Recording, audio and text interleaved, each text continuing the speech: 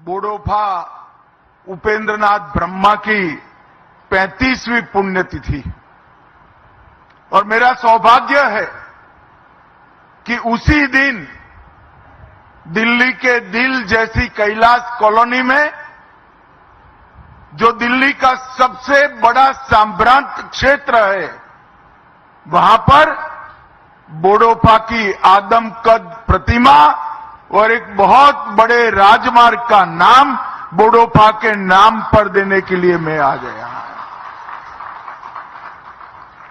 दिल्ली में लगी ये प्रतिमा सिर्फ बोडोलैंड के लिए महत्वपूर्ण नहीं है, मेरे बोडो भाइयों बहनों के लिए महत्वपूर्ण नहीं है,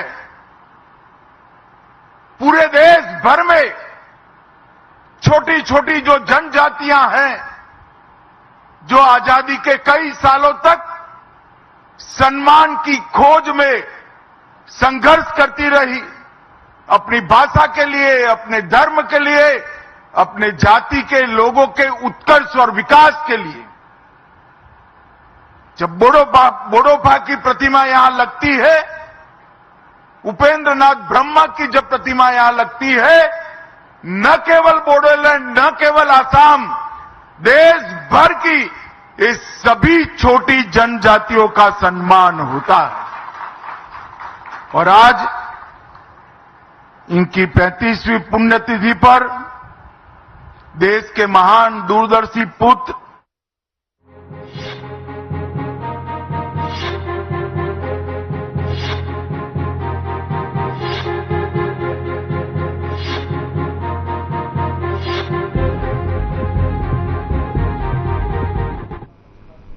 नमस्कार, मैं हूं आपके साथ गौरव राजेंद्र। बुलेटिन की शुरुआत करते हैं। छत्तीसगढ़ के पूर्व सीएम भूपेश बघेल ने मजदूर दिवस के मौके पर जनप्रतिनिधियों और पदाधिकारियों के साथ में बोरेवासी भोजन किया और इस मौके पर उन्होंने कहा कि पारंपरिक रूप से खाया जाने वाला बोरेवासी भी महत्वपूर्ण है। उन्होंने विश्व भर के श्रमिकों का अभिनंदन किया है। साथ ही भूपेश ने जातिगत जनगणना को लेकर भी अपना बयान दिया।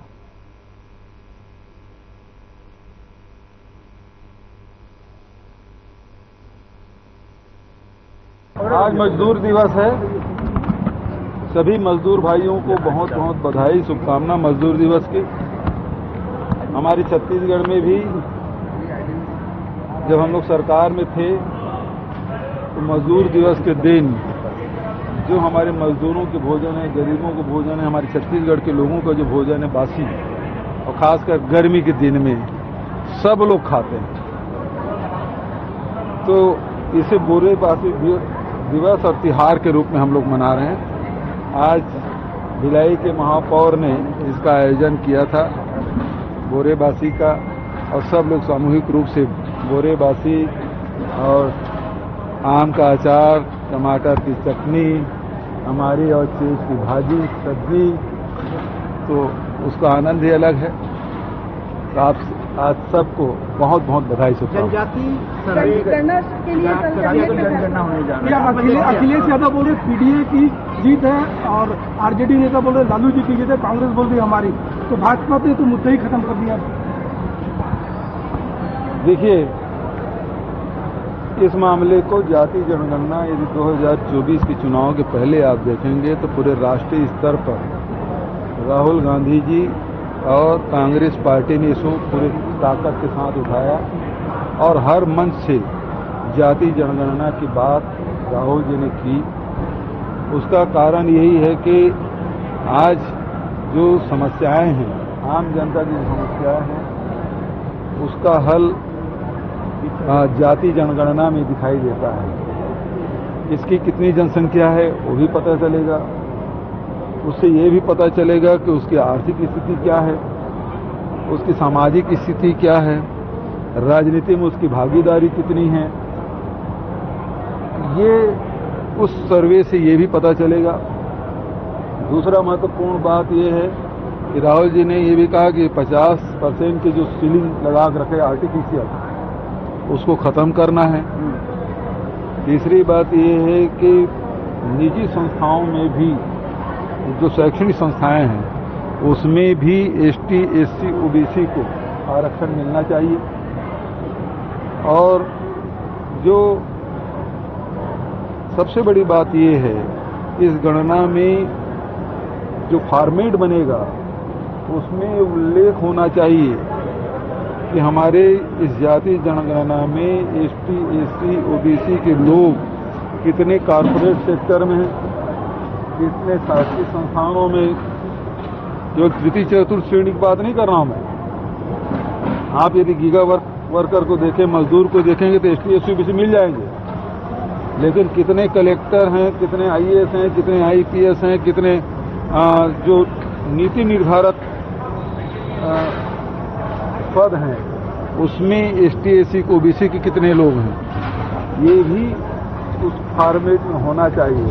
और सबसे बड़ी बात ये है कि इसको शुरू कब से कर रहे हैं, इसको लागू कब से कर रहे हैं। जो मोदी जी ये कहते थे हिंदुस्तान में केवल 4 जातियां हैं, आज राहुल जी के अभियान चलाने के कारण से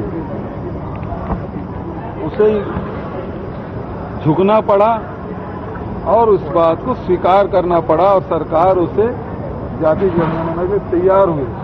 लेकिन कैबिनेट के इस फैसले भर से काम नहीं चलेगा, धरातल में कब उतरेगा। राहुल गांधी के समर्थन 4 बिंदुओं पर क्या समर्थन करेंगे? अगर क्या चीज राहुल गांधी ने जो किया है, जनजातीय सर्वे की बात किया है, 4 बिंदुओं पर समर्थन मांगा है, अगर समर्थन करेंगे तब हो पाएगा? करेंगे? आप प्रश्न स्पष्ट नहीं हो रहा है। राहुल गांधी ने 4 बिंदुओं पर समर्थन मांगा है, समर्थन किया 4 बिंदुओं। हाँ बिल्कुल, राहुल गांधी का कल वीडियो हम सबने देखा है, प्रेस कॉन्फ्रेंस हमने देखा है, और उन्होंने कहा कि ये जाति जनगणना की जो फैसला लिया उसका समर्थन करते हैं। लेकिन उसके बाद उन्होंने जो बातें कही हैं वो कब लागू होगा? ये उसी प्रकार से न जैसे महिला आरक्षण लागू कर तो दिए, लोकसभा में पारित कर दिए, लेकिन लागू नहीं हो रहा है। इसीलिए ये कह रहे हैं कि लागू कब करेंगे और फॉर्मेट क्या है वो बताएं विपक्षी दल। मोगरा से 1000 क्यूसेक पानी छोड़ा गया है ताकि शहर की प्यास बुझाई जा सके। इसको लेकर कलेक्टर की तरफ से निगरानी समिति भी बनाई गई है ताकि पानी बराबर मोहारा तक आ सके। लेकिन कई हजार लीटर पानी जो है बीच में ही चोरी हो जाता है। इसको लेकर कलेक्टर ने नाराजगी जाहिर की है और कहा है कि इसकी निगरानी की जानी चाहिए और वहीं पानी चुराने वाले के खिलाफ जो है कड़ी कार्रवाई की जाएगी। जब भी वो पानी छोड़ा जाता है 70% ही पानी आ पाता है, बाकी 30% बीच में ही चोरी कर ली जाती है। क्योंकि इस बार गर्मी ज्यादा पड़ने के आसार हैं, बीच में पानी की बहुत तकलीफ हो गई थी। इसको देखते हुए नगर निगम की तरफ से पानी लिया गया है।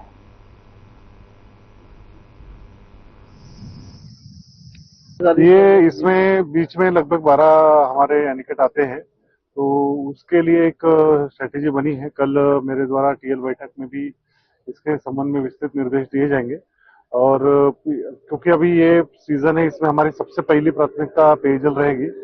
तो ऐसे अगर कोई अवैध रूप से पानी का चोरी वगैरह की शिकायत आती है तो उसको कड़ी। बैंकॉक थाईलैंड में 23 से 29 अप्रैल को महिला एशियन बेसबॉल क्वालिफायर अंतर्राष्ट्रीय प्रतियोगिता का आयोजन हुआ है, जिसमें भारतीय बेसबॉल टीम ने राजनांदगांव से सोनल मरकाम ने प्रतिनिधित्व किया और भारत ने ग्रुप के सभी मैच जीतकर शीर्ष पर रहा।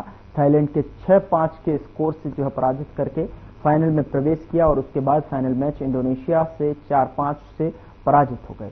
सोनल मरकाम सिल्वर मेडल हासिल करने में सफल रहीं। आगामी 26 अक्टूबर से 1 नवंबर तक एशिया कप के लिए रिपब्लिक ऑफ चाइना में शामिल होगा। आज राजनांदगांव रेलवे स्टेशन पहुंचने पर खिलाड़ियों के द्वारा एवं उनके कोच ने उनका फूल माला पहनाकर स्वागत किया और इस अवसर पर बड़ी संख्या में बेसबॉल के खिलाड़ी भी एवं परिवार के लोग शामिल हुए।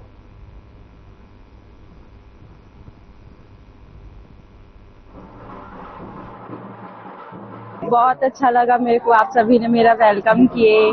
वहाँ थाईलैंड में हमारा सिलेक्शन हुआ पहले, फिर उसके बाद कैंप लगा 20 डेज का पंजाब संगरूर में। उनमें भी बच्चे 25 बच्चे आए थे, उनमें से 20 बच्चों का सिलेक्शन हुआ। फिर उसके लिए 23 से 29 तक के थाईलैंड बैंकॉक में हमारा टूर्नामेंट रहा।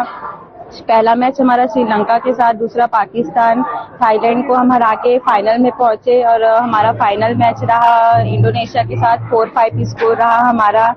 और सबसे बढ़िया ये था कि मेरे को भारतीय बेसबॉल टीम में फर्स्ट टाइम यहाँ सिल्वर मेडल लगा और मैं पहली खिलाड़ी हूँ जो मैंने भारत को मेडल दिया। और हमारी सेक्रेटरी मिताली मैम का मैं बहुत आभार करती हूँ कि उनकी वजह से मेरे को ये मौका मिला। हमारे सर अर्जुन कुबे, इन्होंने ही मुझे सिखाया बेसबॉल खेलना, इनकी वजह से मैंने आगे बढ़ा। और हमारे घर से मम्मी पापा, दादी, चाचा वाचा सभी का सपोर्ट मिला और बहुत अच्छा लग रहा है मुझे। जी बहुत खुश हुई आप सभी का। मतलब जो जीत के आया, कितने चुनौती का सामना करना पड़ा? हमें 5 टीमों का सामना करना पड़ा और हम एशिया कप के लिए क्वालिफाई भी हो गए हैं। तो अक्टूबर 2025 में हम एशिया वर्ल्ड कप खेलने भी जाने वाले हैं। 7 टीम क्वालिफाई किया है हमने। कितनी साल की मेहनत है आपकी? किसको इसका अपना आदर्श मानते हैं? आदर्श अपने पापा को दूंगी मैं, जो कि नहीं है इस दुनिया में। आपको जीत क्या है भैया? अरे आपको तो खुश होना चाहिए कि आपके पापा ऊपर से देख के आपका स्वागत कर रहे हैं।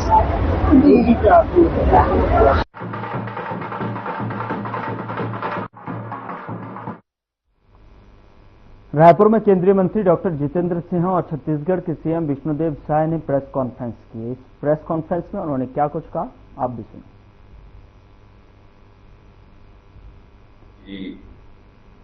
की गरिमा भरी उपस्थिति में ये आयोजन किया जा रहा है, तो आप अनुमान लगा सकते हैं कि कितना महत्व इसको भारतीय जनता पार्टी देती है इस विषय को।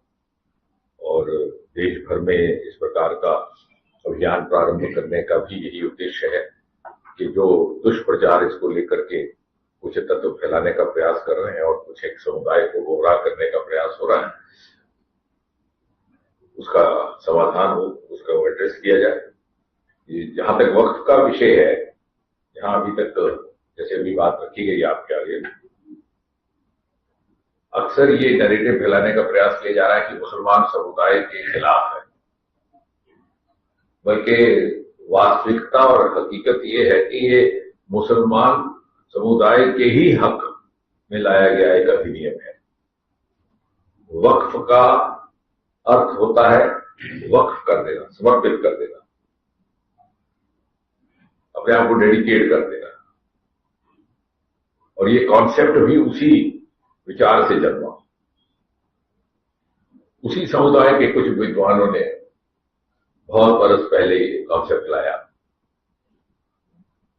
और उसके पीछे का भेद भाव ये था कि जो इस समुदाय के पिछड़े वर्ग के लोग हैं, पसमानदा वर्ग के लोग हैं, या जिनका उतना विकास नहीं हो पाया जितना होना चाहिए था, उनको अतिरिक्त सहयोग देने के लिए, सहायता देने के लिए, सपोर्ट देने के लिए कोई एक प्रावधान रहे, जिसमें एक तरह का चैरिटी भी रहता था, दान भी रहता था, लेकिन वो उसके काम आए जो सही मानों में इसका हकदार है, इसका जरूरतमंद है, और उसमें पूरी ईमानदारी से वो प्रक्रिया चली जाए। कुरान में भी लिखा है कि दान देना हो तो इस तरह दीजिए कि एक हाथ दे तो दूसरे को पता रख ले। लेकिन विडंबना ये कि कुछ एक बरस गुजर जाने के बाद इस तरह का बीच में कुछ एक वेस्टेड इंटरेस्ट भी आ गए, स्वार्थी तत्व भी आ गए, और नतीजा ये कि आज भी देश में 31% यानी 31% मुस्लिम समुदाय के लोग गरीबी रेखा से नीचे हैं।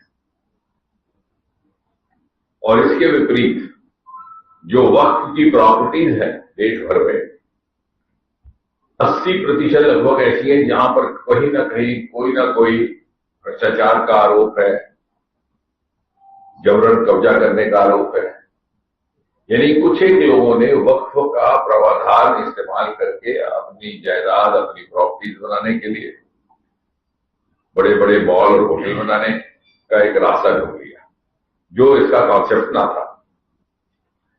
और इसलिए रायपुर में वक्फ संशोधित अधिनियम पर व्याख्यान मामला का आयोजन हुआ है और आपको बता दें कि जिसमें सीएम विष्णुदेव साय ने समेत जो है गणमान्य लोगों ने शिरकत की। व्याख्यान माला वक्फ संशोधित अधिनियम का जो है आयोजन किया गया, जहां पर कार्यक्रम में सीएम विष्णुदेव साय ने शिरकत की है।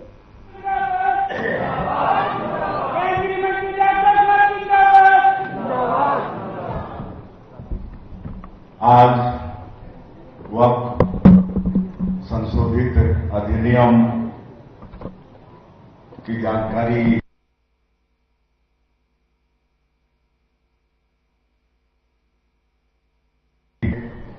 आज केंद्र से पधारे केंद्रीय मंत्री आदरणीय डॉक्टर जितेंद्र सिंह जी, हमारे प्रदेश के कृषि और ट्राइबल मंत्री जिनके पास ये वक्फ बोर्ड भी है, ऐसे आदरणीय रामविचार नेताम जी, भारतीय जनता पार्टी के वरिष्ठ उपाध्यक्ष आदरणीय शिवरतन शर्मा जी, हमारे प्रदेश के संगठन के महामंत्री आदरणीय श्री पवन साई जी, वक्फ बोर्ड के हमारे बहुत ही ऊर्जावान और कर्मठ अध्यक्ष डॉक्टर सलीम राज जी,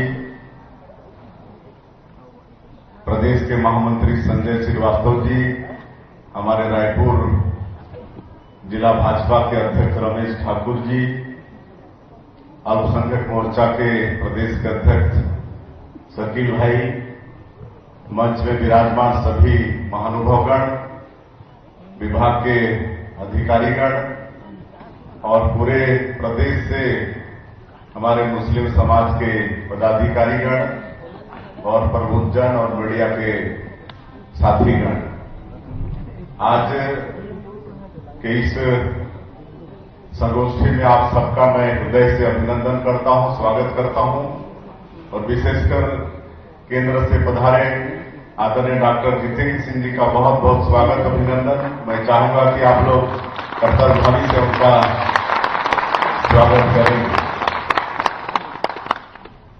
आप सभी लोग जानते हैं कि जो वक्फ बोर्ड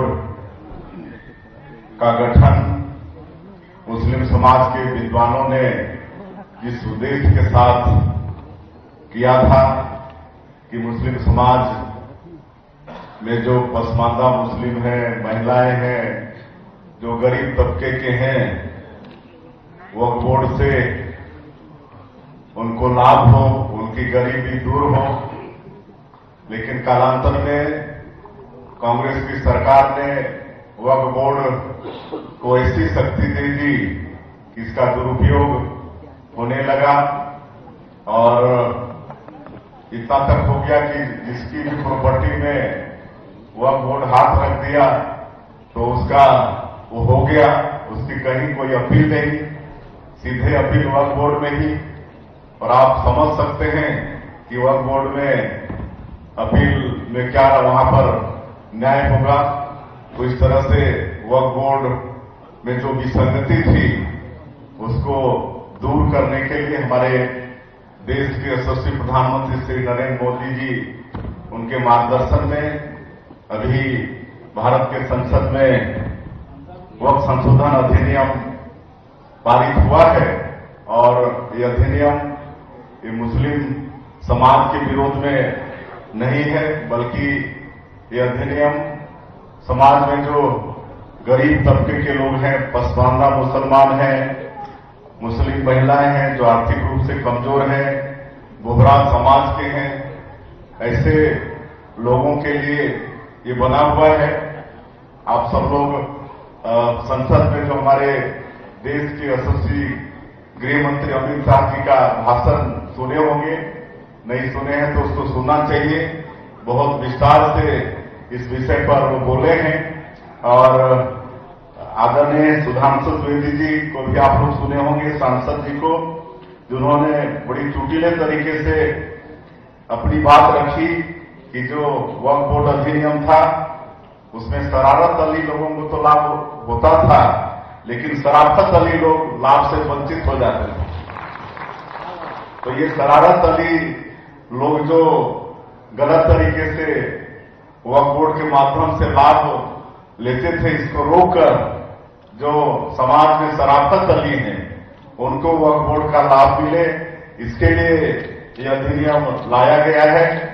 और इसके अधिनियम पास होने के पहले समाज के भी विभिन्न संस्थाओं से राय मशुरा किया गया, विपक्ष से भी राय मशुरा किया गया। उनका मांग था कि इसको जेपीसी में ले जाया जाए।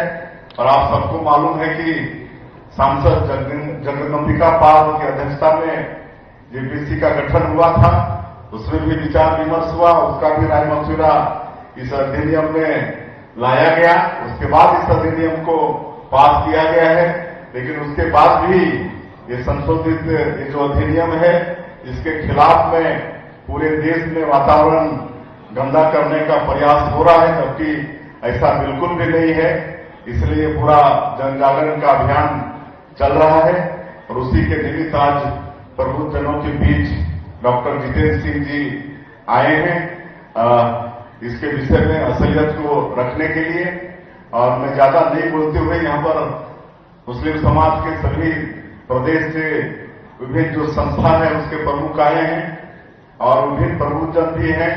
हम सब लोगों को आवश्यकता है कि आज डॉक्टर जितेंद्र सिंह जी से सुनने और आप सबको भी मालूम है इस वास्तविकता को हम लोगों को मुस्लिम बंधुओं के सामने में रखना है, उनकी गलतफहमी को दूर करना है। और वास्तव में ये अधिनियम के लागू होने से मुस्लिम समाज में एक क्रांति आएगी। उसमें जो हमारे पसमानदा मुस्लिम है, बोहरा समाज के हैं, महिलाएं हैं, सबके उत्थान में काम होगा। इसका हम सब लोग पूरे प्रदेश में मुस्लिम समाज के बीच में इन बातों को पहुंचाएं, ऐसा मेरा आप सभी लोगों से आग्रह है। और हम सब लोग डॉक्टर जितेंद्र सिंह जी को सुनेंगे। आप सभी लोगों को बहुत बहुत धन्यवाद।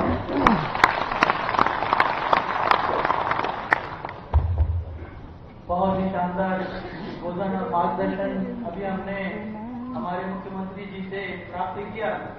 मैं 2 मिनट की अनुमति देंगे भाई साहब, क्योंकि हमारे यहाँ पे पूरे छत्तीसगढ़ से लोग आए हैं और वो एक गजमाला से आपका स्वागत करना चाहते हैं। तो 2 मिनट की अनुमति के साथ में उन्हें बुलाना चाहता हूँ। सब आ जाएंगे सामने। मैं जो नाम दे रहा हूँ कृपया जल्दी से ऊपर आ जाए। हाजी अनवर, फिरोज गांधी जी, कुतुबुद्दीन जी, सुभान रिजवी जी, इरफान खान जी, ये सब भिलाई से हैं। और रंजन सईद जी, डॉक्टर आदिल जी, मोहसिन जी,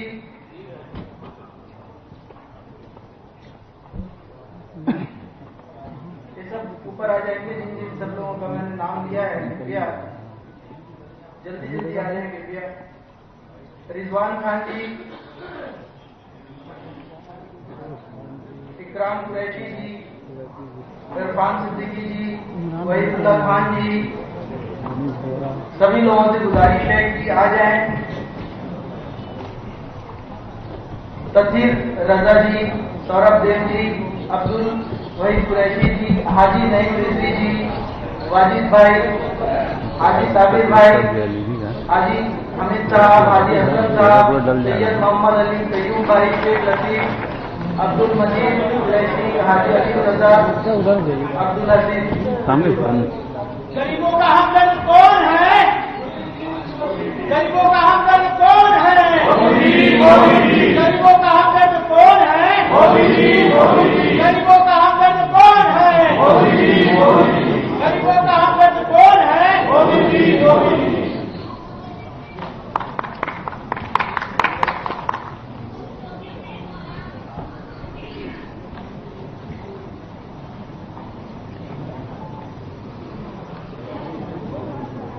हमारे बीच में वक्फ बोर्ड के पूर्व अध्यक्ष सलाम रिजवी जी हैं। मैं उनसे गुजारिश करता हूं कि आए और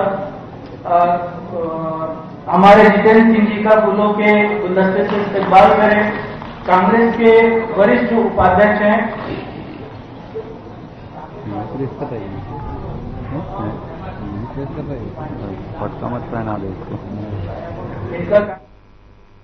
फिलहाल बुलेटिन में इतना ही। नमस्कार।